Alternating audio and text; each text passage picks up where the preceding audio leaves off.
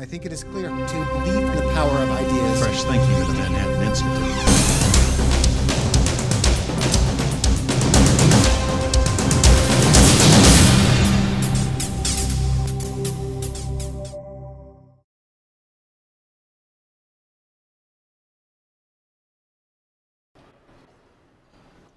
Good evening and welcome. My name is Paul Singer and I'm the chairman of the Manhattan Institute. And it's my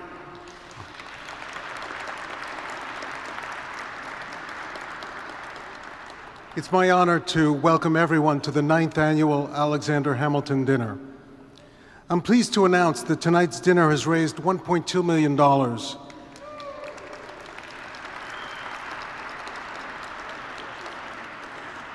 Given the less than hospitable fundraising climate, I think this is a job well done.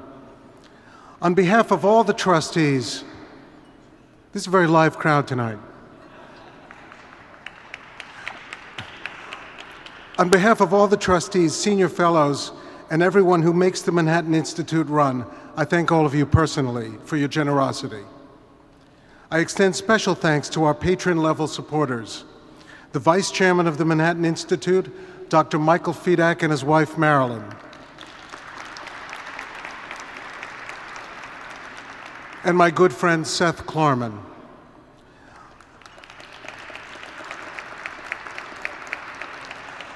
I also want to thank our benefactors, my good friend, Myron Kaplan,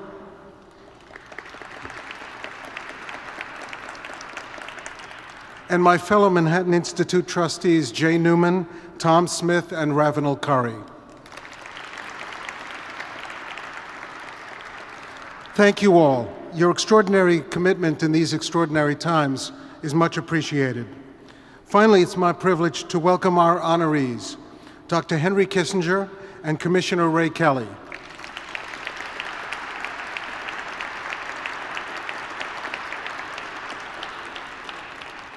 And to thank them for all they've done for the city and the nation. It is our honor to honor them this evening. Each year we gather to celebrate the greatest city in the world and the people who make it so. We chose to name the dinner after Alexander Hamilton because he loved New York and believed that the future of America hinged on vibrant entrepreneurial cities. We at the Manhattan Institute agree. The same cannot be said for many of Hamilton's compatriots. John Adams, for example, once wrote that New Yorkers, quote, talk very loud, very fast, and all together. If they ask you a question, before you can utter 3 words of your answer, they will break upon you and talk away. I guess some things never change. Jefferson, meanwhile, said that cities were, quote, pestilential to the morals, the health, and the liberties of man, and called them fetid dens of vice and wretchedness. I don't think he got invited to the right parties. Of course, what Jefferson was talking about was before Ray Kelly came to town.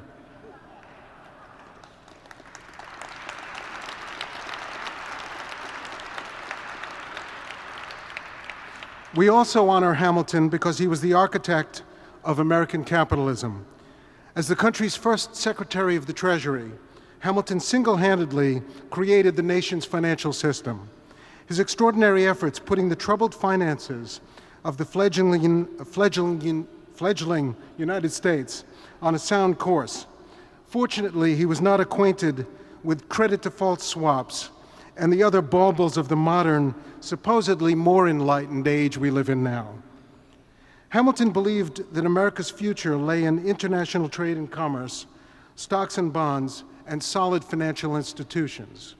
Indeed, it is somewhat fitting that we are handing out Hamilton Awards in a former bank.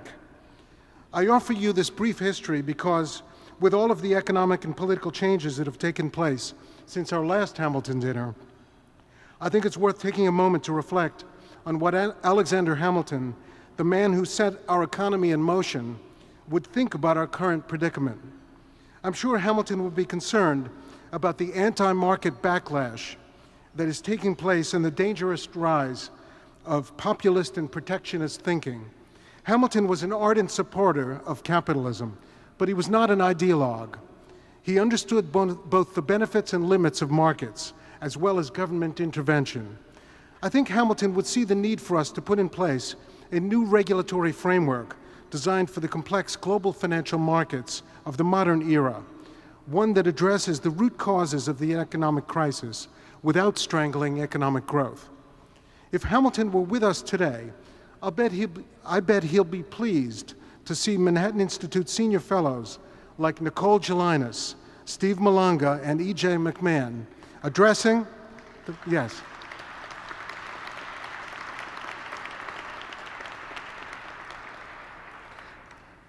what would be his concerns on the op-ed pages of newspapers across the country, including the newspaper he founded, the New York Post.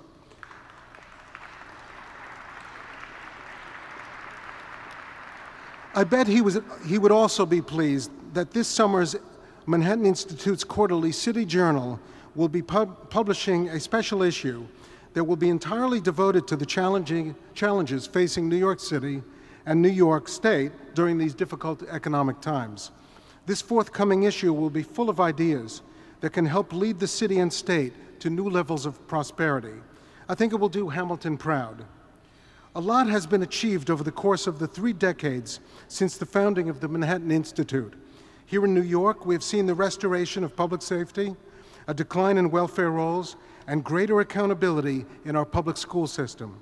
All of these changes have roots in the work of this institute, but for the ideas to have consequences, they need champions like the man I'm about to introduce, Mayor Michael Bloomberg.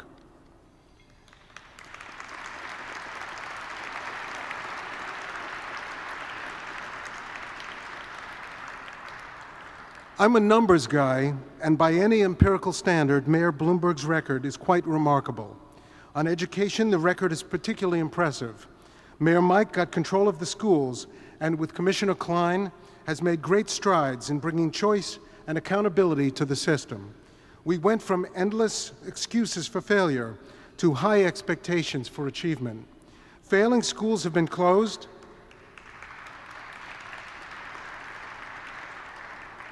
and 354 new ones opened, including 63 new charter schools.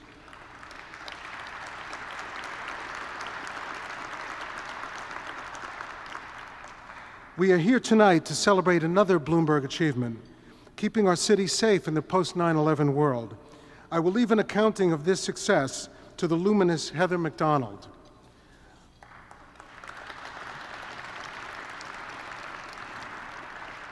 Mayor Bloomberg, like our honorees, is the epitome of the Hamiltonian spirit that we seek to celebrate with this dinner. Please join me in welcoming the mayor, Mike Bloomberg.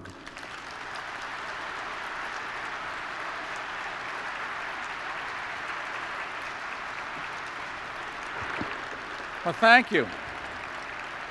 Thank you. Thank you, Paul. I'm glad I could be with you to honor 2 great New Yorkers with your Alexander Hamilton Award. My good friend Henry Kissinger, who has been graciously given me the benefit of his wisdom over the last 30 or so years, and our great police commissioner, Ray Kelly, probably the best commissioner this city has ever had.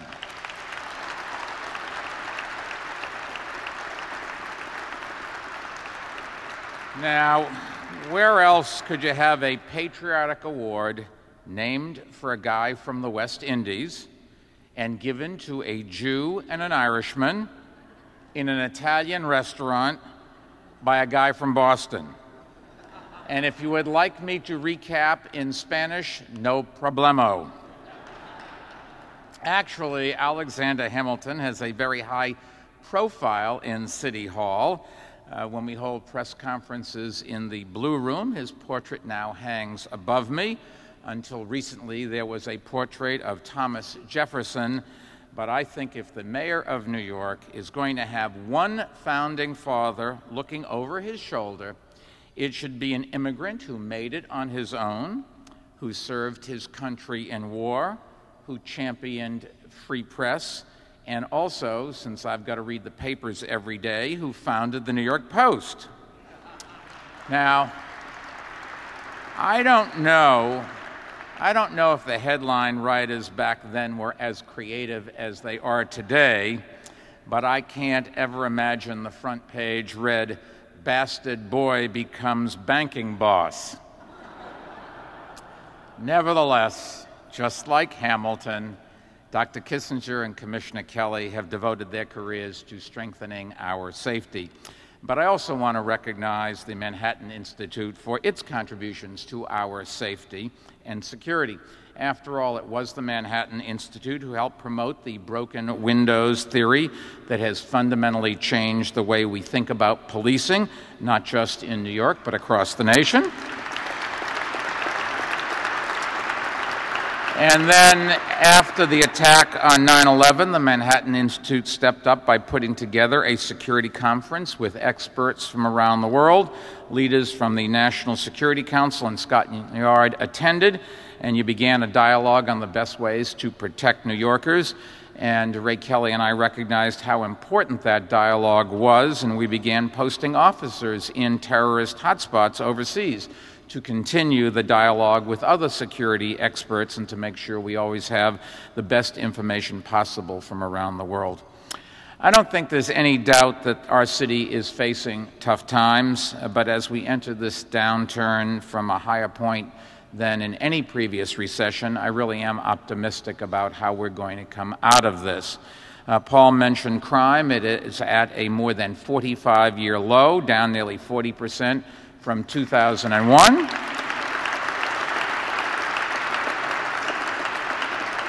But to show you how well this city is run, certainly its police department, and Ray gets all the credit for this, along with the officers' corps that he has and the people who day in and day out keep you and I safe.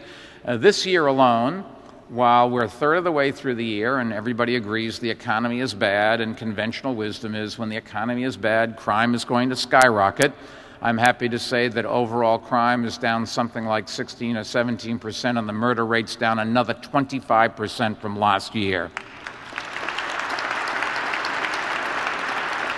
And because none of us want to pay any more taxes than we absolutely have to, the police department has, yes, thank you, but wait a second, time out.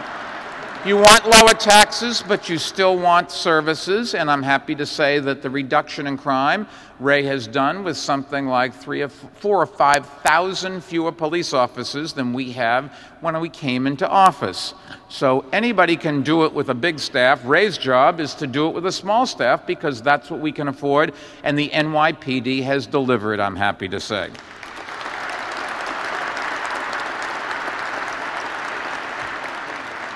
Conventional wisdom also is that when the economy goes down, the welfare rolls go up. And I'm happy to say that in this city, while we're certainly seeing a spike in people needing help, this economy is really hurting some people.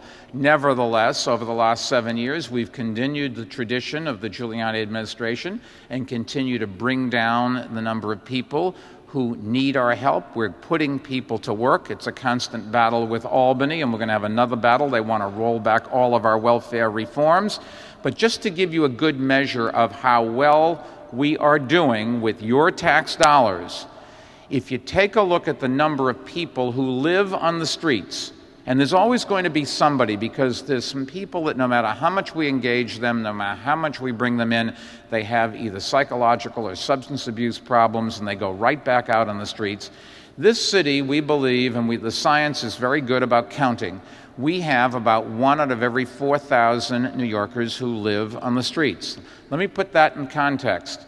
LA has 1 in every 96.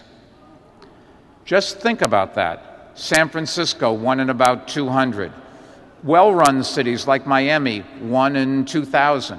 We have 1 in 4,000. So even with welfare in these tough times, when we don't have the resources we used to have, and when the demands on the city services are greater than ever, we are able to continue to provide even better services using less.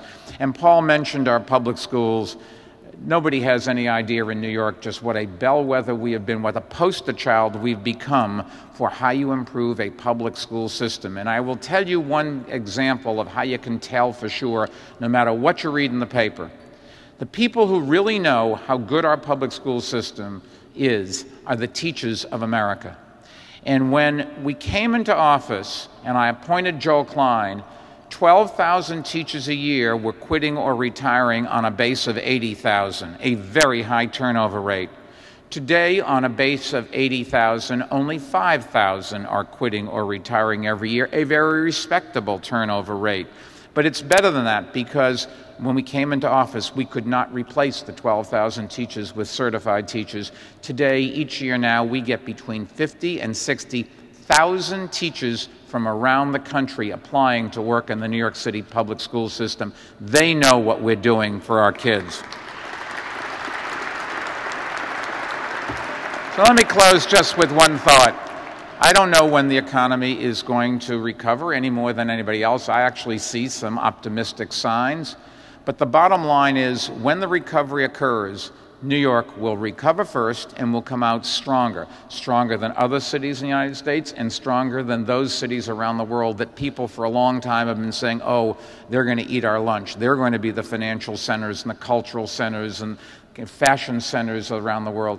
New York really is unique, and it's because of the 8.4 million people that live here and the diversity of those people, and it's because of institutions like the Manhattan Institute that hold us accountable, even when we don't like to be held accountable, that demand results, and that often come up with really useful, creative suggestions, which we try to adopt. Have a nice evening, and thank you for all you do.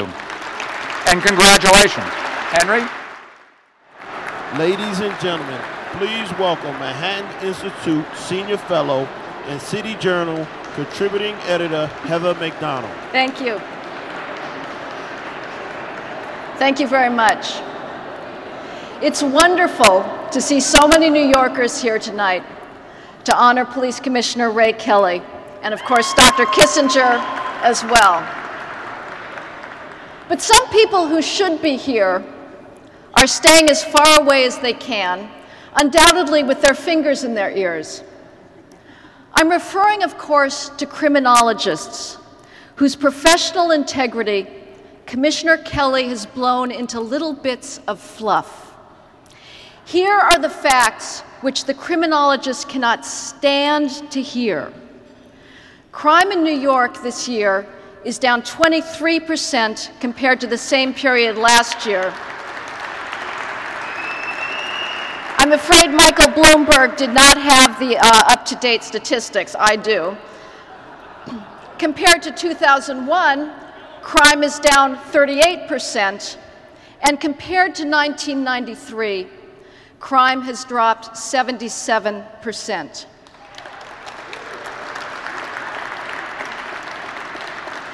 Now, there has never been a success like this in the history of modern policing.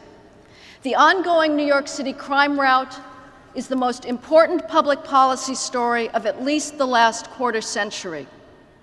Now, you would think that criminologists and the press would be swarming over the New York Police Department, documenting how it accomplished this astounding feat.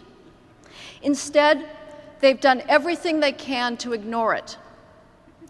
After speciously arguing in the 1990s that the New York crime drop was no different from the rest of the country, in 2001, they started arguing that it had bottomed out. At any spike in shootings or homicides, a gleam would return to the criminologists' eyes, a bounce would enliven their step, and a happy little tune would play over their lips.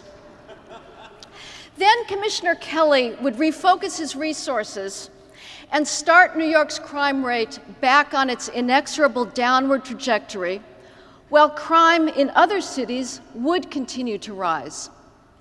Suddenly, the criminologists and the press would lose their interest in New York and discover the urgent need to reorganize their back issues of the nation. Now, they've got more important things to do, you can understand. Now, why is the academic world and the liberal media so resistant to acknowledging what Commissioner Kelly has accomplished? Because it destroys their fondest belief. that crime is the price society must pay for its racism and injustice. Until government eliminates inequality through massive programs of redistribution, the professoriate and most of the press tell us, the police can do little to protect law-abiding citizens. Commissioner Kelly has a different idea. There is no excuse for crime, and the police will suppress it.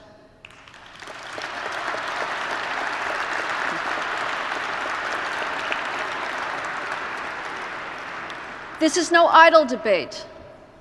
At stake is whether society has the moral right and the actual capacity to enforce the rule of law.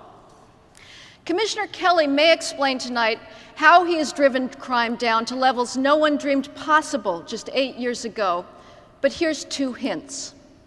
He conceived of a surge long before anyone had heard of David Petraeus, and he's passionate for public order. Remember that the campaign against the infamous squeegee men, which marked the beginning of New York's release from anarchy, began during Ray Kelly's first tour as police commissioner in 1993.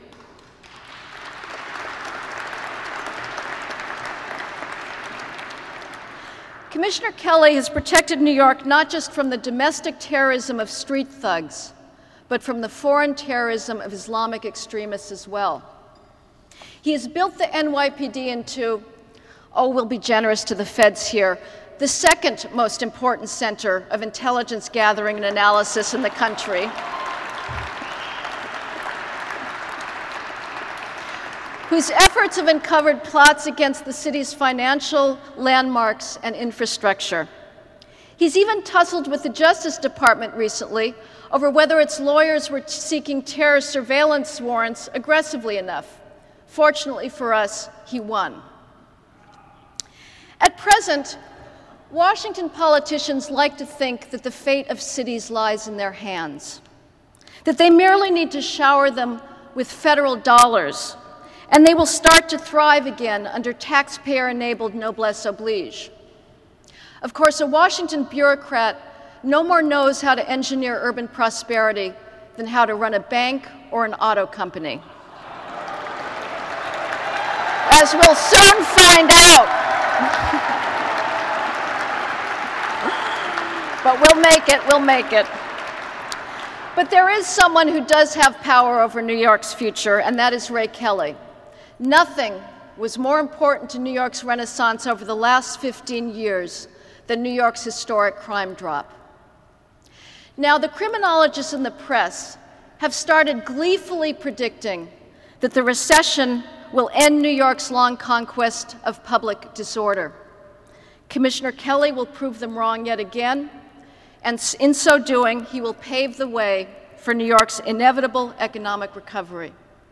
Ladies and gentlemen, it is with honor and gratitude that I bring you the recipient of the Manhattan Institute's 2009 Alexander Hamilton Award, New York Police Commissioner Ray Kelly.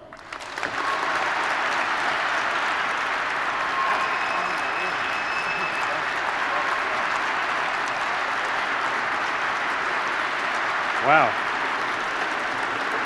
Please.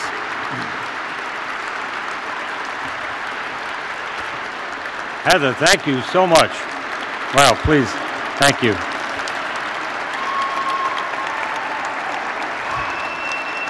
Heather, thank you for your very generous remarks. But call me crazy, I'm going to stick with the mayor's numbers.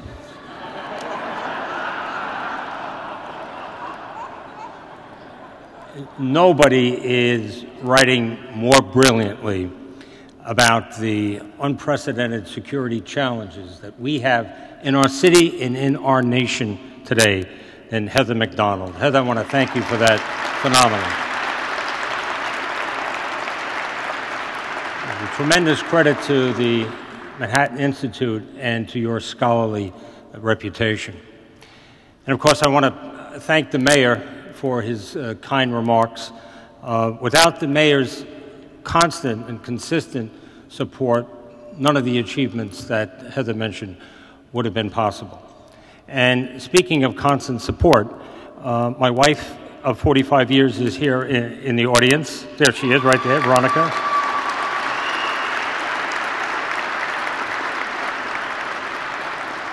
And my son Gregory is here as well from Fox News, someplace over there. Unfortunately, my son Jim could not be here today. And of course, I'm deeply honored to share this occasion with a truly great statesman. That, of course, is Dr. Henry Kissinger. We all know that Dr. Kissinger has dedicated his life to the advancement of American ideals and principles abroad. And of course, his historic achievements and contributions to peace are inspirational to all of us. And I, on a personal note, want to thank Dr.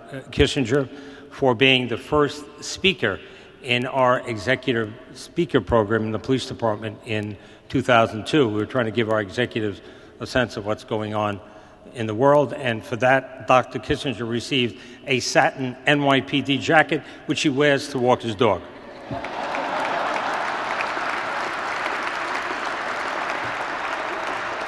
Well, we couldn't have a more distinguished person launch the program, so Doctor, I want to thank you for that, and congratulations on your award. Most of all, I want to thank the Manhattan Institute for your commitment to intellectual excellence, for your tireless advocacy on the behalf of public safety, and for your contributions to the most complex policy decisions of our day. I'm proud to accept this award on behalf of our 36,000 police officers and 15,000 civilian employees.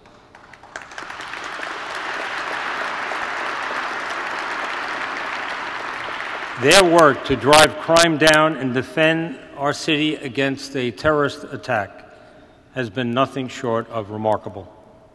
They are led by the most experienced, most talented senior commanders in all of law enforcement, together with an exceptional group of civilian executives.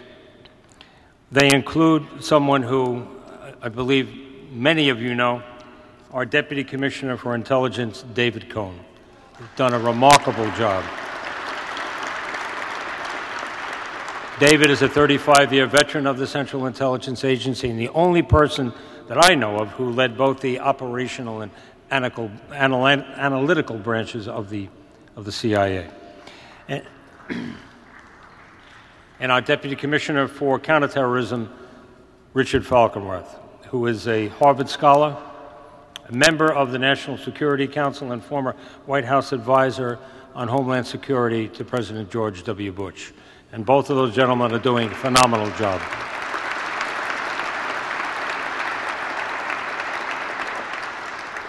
Now, serving under their leadership is a core of some 30 intelligence experts.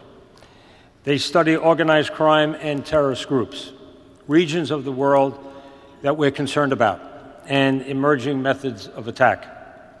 One of the great benefits, it's a blessing really, that the New York City Police Department experienced in the years after September 11th was the eagerness of so many talented individuals to help us in our work.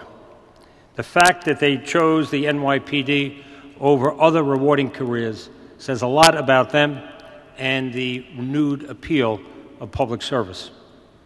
While the faces of our senior leaders, both uniform and civilian, are known to many of you in this room, the profiles of these behind-the-scenes stars of the department may be less so.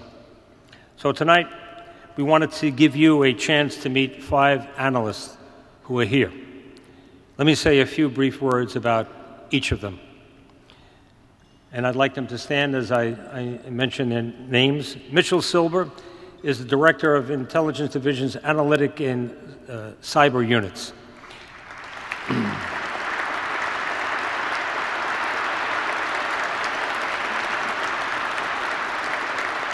Mitch is a graduate at the University of Pennsylvania and Columbia University, and he was one of 2 authors of a groundbreaking study of homegrown terrorism by the department in 2007. Jennifer Buntman is an analyst in the Intelligence Division. She has, she's right over there. Jennifer has focused her work on the radicalization of Muslim women and the role of the internet in terrorism plots in the West. Jennifer is a graduate of Colgate University and the Fletcher School of Law and Diplomacy at Tufts. Before joining the Police Department's Intelligence Division, Chris Ribeiro analyzed foreign weapons development for the Central Intelligence Agency.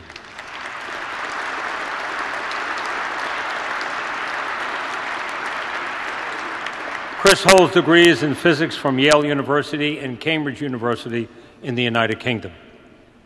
As an analyst in our Counterterrorism Bureau, Lauren Wilkins specializes in port security.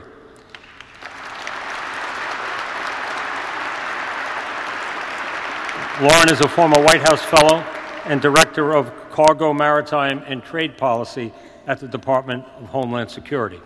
She's a graduate of Yale University and the Georgetown School of Foreign Service. Susan Francisco is the Counterterrorism Bureau's resident analyst for chemical and biological threats and infectious diseases.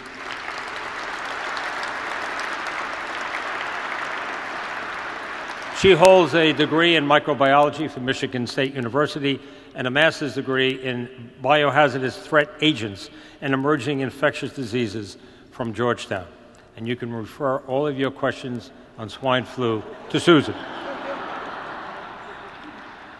But ladies and gentlemen, this is just a sample of the caliber of people who have enlisted in our mission to defeat another terrorist attack against New York, and I ask you please to give them another round of applause.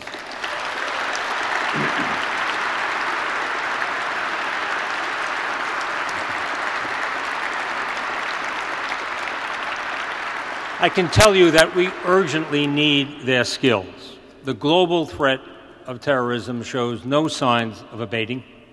Moreover, our analysis consistently reveals that New York remains the #1 terrorist target. So we're doing everything we can to defend the city from attack while focusing our resources to continue to drive crime down. We're doing this even in the midst of an historic financial crisis. While that task may sound daunting, it's worth remembering that it's one that we faced once before. After September 11th, when the city confronted a perfect storm of economic and security challenges, the police department devised strategies to use our resources more efficiently. So far, those efforts have paid off. Today, despite having 5,000 fewer officers in our ranks since 2001, as has been said here tonight, crime is down by nearly 40% from where it was 8 years ago.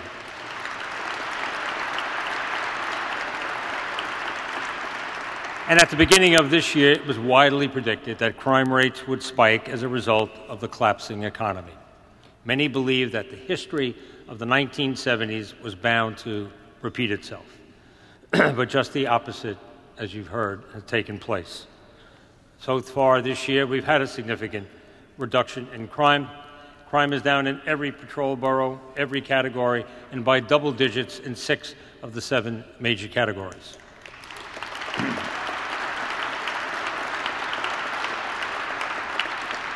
Murders are down 23%, rapes are down 20%, robberies 16%, burglaries 15%, grand larcenies 14%, auto theft 13%. And here's an especially impressive fact, at least to me. In the first quarter of this year, we saw fewer total crimes than in any 3-month period in more than 4 decades.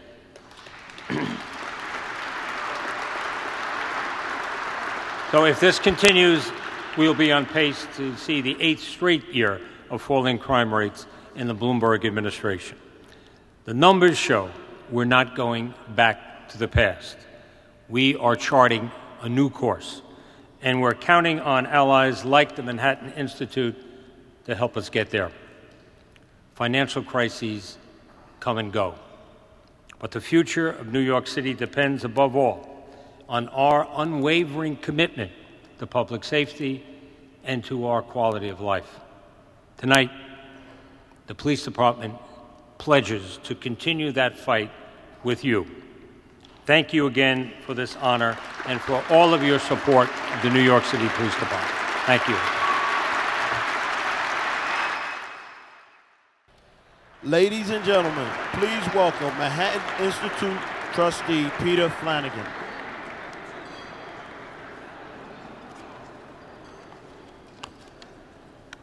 Introducing Henry Kissinger to a New York audience, or in fact to any audience, is like introducing a revered uncle to his own family.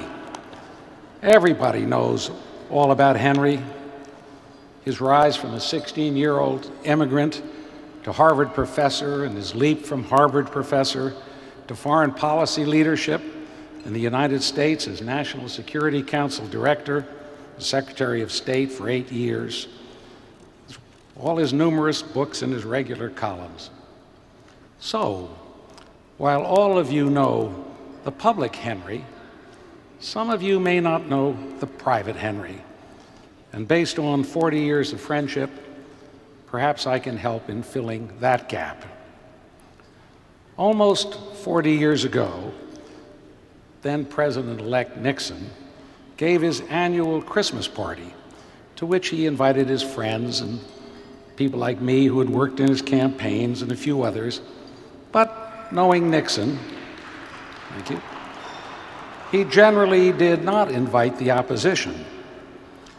So it was with considerable surprise that I met there Henry Kissinger, who, while still a Harvard professor, had been a key policy advisor to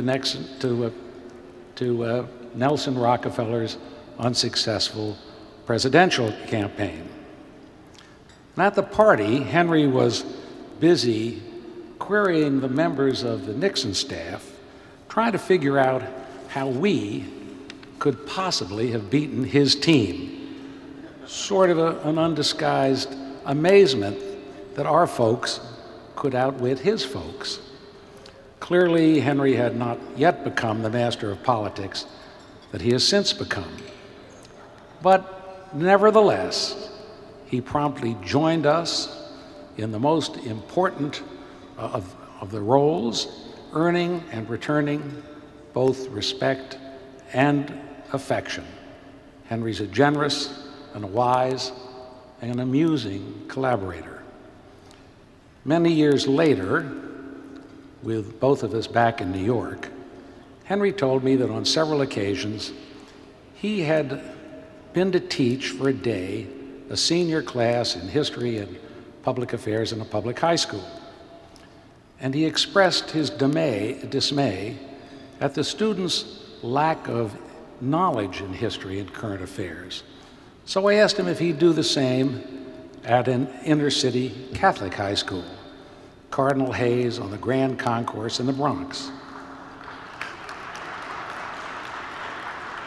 And of course, he immediately agreed. And so it was that a few weeks later, I was in the back of the room when Henry was introduced by the history teacher. Now, apparently to put the students at their ease, he sort of half sat on the corner of the teacher's desk, which is not a position for which he was especially designed. He opened the discussion by asking how many of the 30 or so students lived on Fort Washington Avenue in Washington Heights. About a half a dozen hands went up. Then he said, how many of you live between 180th Street and 190th Street? And 3 hands went up. And he said, that's where I grew up. With that, he had all those boys in the palm of his hand. He was one of them. And he went on to tell the boys how after he had graduated from high school, he worked in a shaving brush factory, drying shaving brushes by squeezing them dry. And he told them then that it was only after he had gone on to college on the GI Bill that he could go on to do important things. The rest of that class was interesting. Several of the boys had read one of his books. The history teacher had seen to that, and Henry was surprised and pleased by their knowledge. But the big lesson that those boys learned was that they too could become successful people holding high positions, but they had to go to college first. Henry showed that morning how sensitive and empathetic he could be to all kinds of people. Recently, Henry gave eulogy at the funeral in St. Patrick's Cathedral of his great good friend, Bill Buckley, whom he had visited only a few days before he died. After describing all the talents that made Bill the Renaissance man of his time, and then telling an amusing incident showing Bill's human side, he proceeded to the heart of what he had to say. He described in a profound way Bill's most essential quality, his spirituality. Bill was a lifelong Catholic, a devout one, and he had shown that both in his books and in his articles. But how was it that Henry, not a co-religionist of Bill's, could so tenderly and convincingly examine this all-important element in Bill's makeup? That portion of Henry's eulogy was a prayer. And when he finished, there was not an eye in that great cathedral that was dry. Henry's a man of deep understanding and of great friendship. Now at 85, Henry remains one of New York's and America's most engaged public citizens. In fact, earlier this year, he traveled to Russia on behalf of the Obama administration to open the negotiations on a new nuclear weapon accord. The fact that he was chosen to represent the United States on this mission speaks volumes about his continued relevancy on the international scene and the broad bipartisan respect that his statesmanship commands.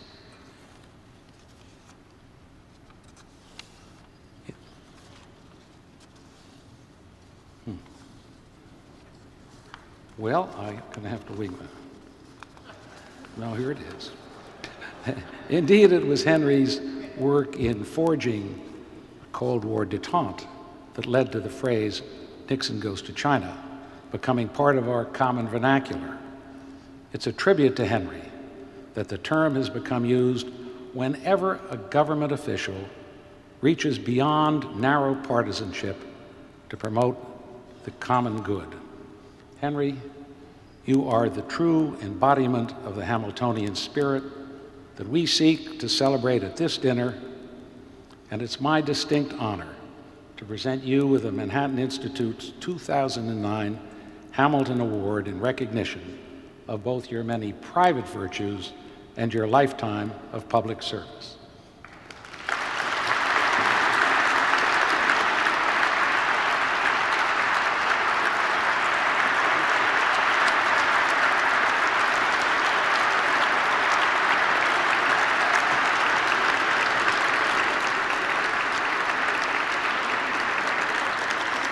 Thank you, Raymond. Peter, ladies and gentlemen, I had forgotten that classic episode in diplomacy where I queried the Nixon associates about how they had defeated the Rockefeller Group.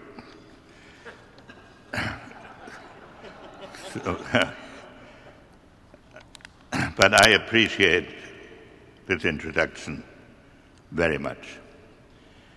Peter and I had the honor of working together in the Nixon administration. It was a period of extraordinary crisis that in the foreign policy field involved the Vietnam War, the the opening to China, the negotiation of a series of agreements. I was appointed security advisor, even though I had never met Richard Nixon, something that is inconceivable in the more partisan atmospheres that have since developed. And Richard Nixon saw us with courage and patriotism through a series of crises that will leave his mark on history. And whatever my original aberrations, I am proud of that association.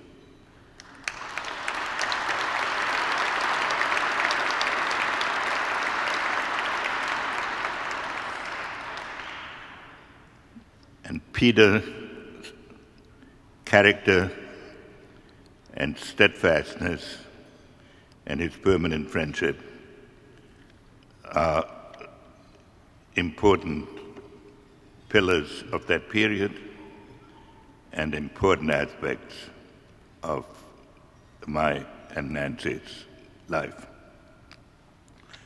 I want to make a comment about an observation our great police commissioner made about why that he gave me a jacket with a New York Police Department insignia, which I use to walk my dog.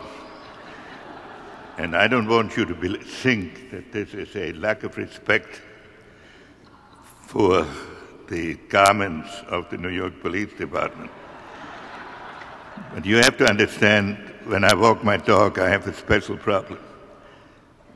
I take him to a park on 53rd Street in which it is not permitted to let the dog off the leash.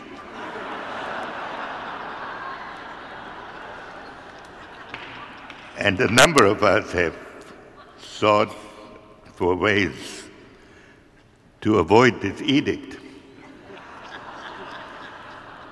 There is one partner in a New York law firm who walks her dog there, and she puts him on a leash, but she doesn't hold the other end of the leash.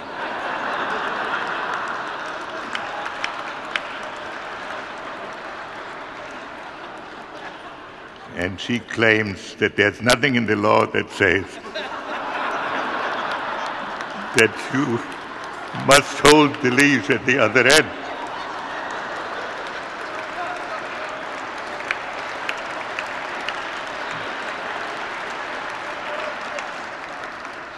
So my function in the park is to engage in diversionary tactics.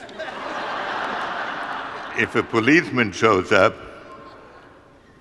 I can engage him in conversation because he thinks there is some connection between me and the New York Police Department, which is correct. And while I do that, everybody puts the dog rapidly on a leash. So I want to thank you doubly, Ray,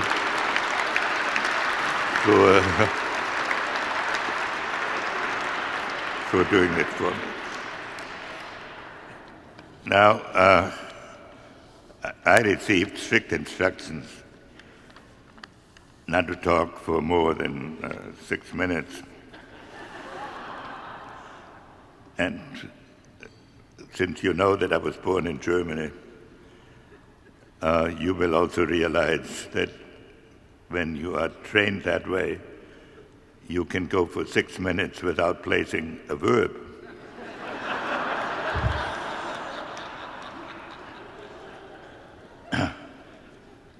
But I thought I would make some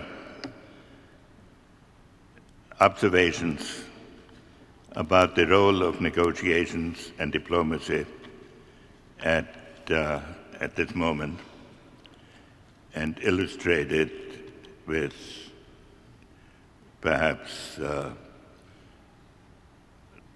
one or two examples.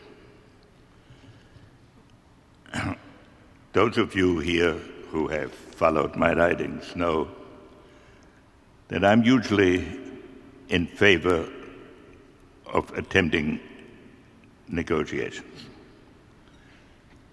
And it pains, in fact, some of the people I see in the audience who have their doubts about the feasibility of this. My view is that in the crises that we are facing, and in the revolution that is going on all over the world, we should never be in a position in which it appears that we are not ready to come to a reasonable and peaceful outcome. But we have some national handicaps in facing this. There usually is a debate in this country between some people who think of negotiations as an aspect of theology and think that the opposite number first has to prove its worthiness. And then there's another group that looks at negotiation as an aspect of psychiatry, that thinks negotiation depends on a frantic attempt to understand the psychology of the other side. My view is, and it was the view of the presidents with whom I was associated and of every president that I know who has faced the problem of the nuclear age, including President Reagan. My view is that it is necessary to use diplomacy to frame the issues and to explore the possibilities of progress. In order to do this, however, one has to be prepared for a number of essentials. First, one has to understand the objective conditions that affect the calculations of the side with which one is attempting to negotiate. And one's own. The Nixon administration is often given credit for the opening to China. But it was not the eloquence of President Nixon or whatever diplomatic skill I exhibited that got us there. An important factor was the presence of 42 Russian divisions on the northern Chinese border, and that produced a new perception in Chinese calculations. And the contribution that was made in the Nixon administration was to recognize that fact and to bargain on the basis of it, in which diplomacy was an aspect. The second important necessity is to define our national objectives. And the third is to then express them in a position that meets the overall requirements of the situation and that can be sold to the American public. Let me illustrate this with two current immediate problems which is the negotiations with Iran and North Korea. I have been in favor of negotiations with both sides. But I also believe that the acquisition of nuclear weapons by either country would be a fundamental threat to international order.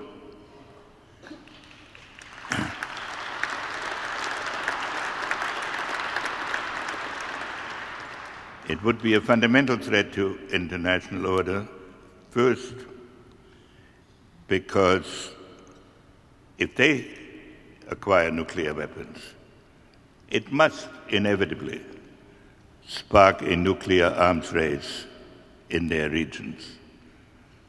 And beyond a certain point, when a large number of countries possess nuclear weapons, some kind of nuclear conflict, it's probable.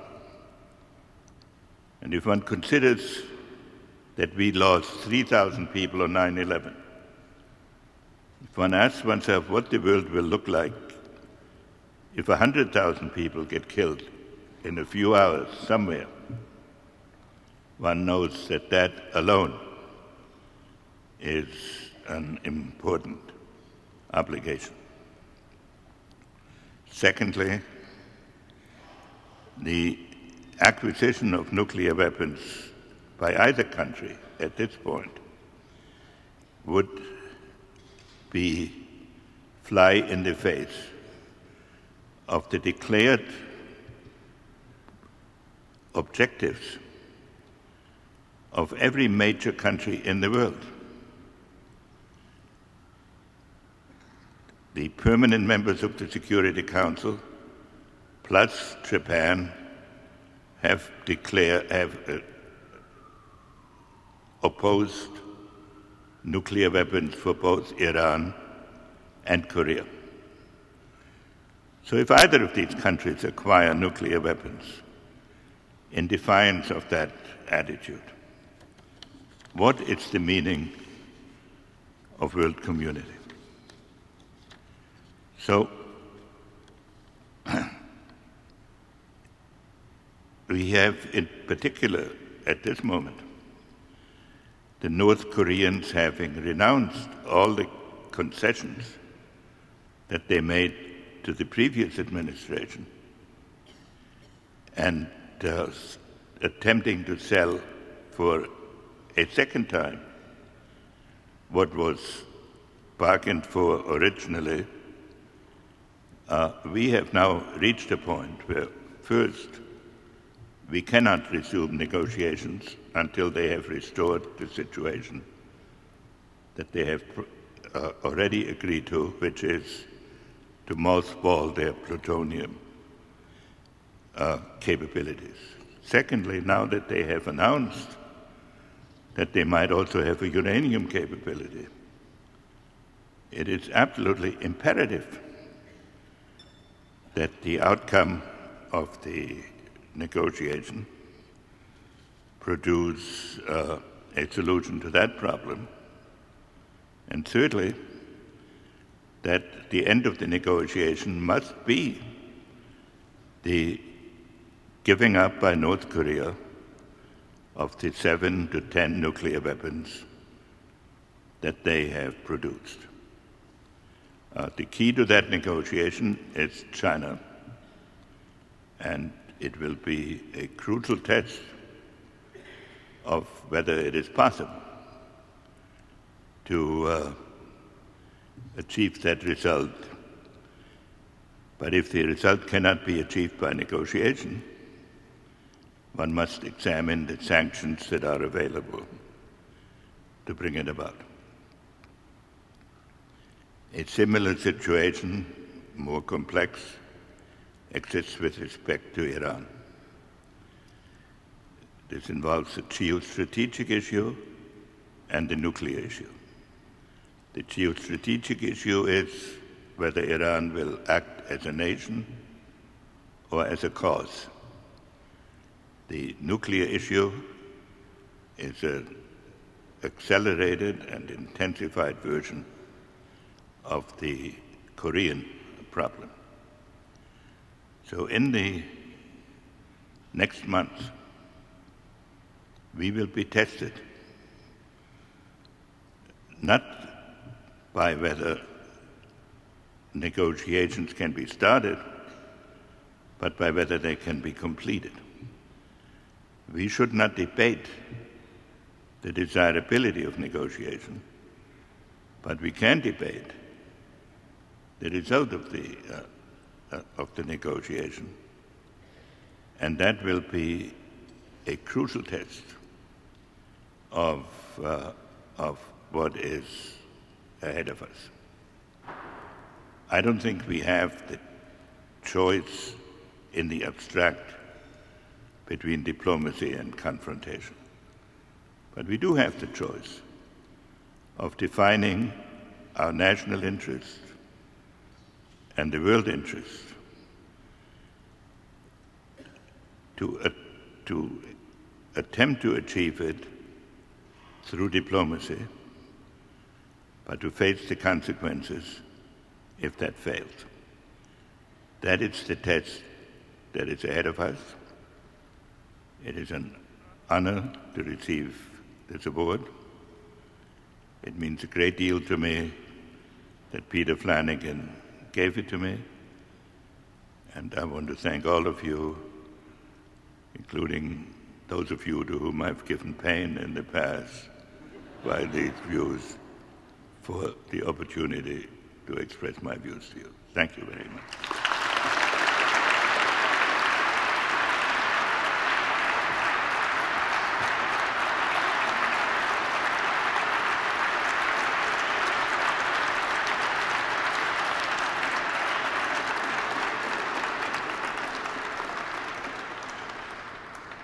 I'm Larry Mohn, president of the Manhattan Institute, and yesterday I finished up my last day of jury duty, so I know exactly how you all feel, so I will be brief. It's just to thank a few people. First, our incredible honorees, Ray Kelly and Henry Kissinger.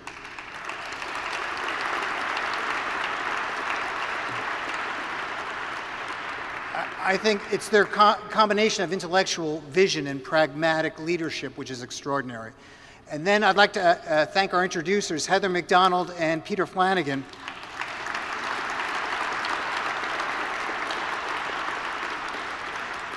You know, when I do fundraising, I brag that Manhattan Institute senior fellows and trustees are very special people, and I think that was on display tonight. And also, I'd like to thank my chairman, Paul Singer, who I owe a great deal of gratitude to for his intellectual and financial leadership. And finally, all of you, I'll paraphrase what the judge told us yesterday, myself and the fellow jurors. Your presence here tonight makes a difference. We cannot do what we do without you. Thank you very much. I think it is clear how fortunate we are to believe in the power of ideas. Supply the common sense and the fresh thinking of the Manhattan Institute.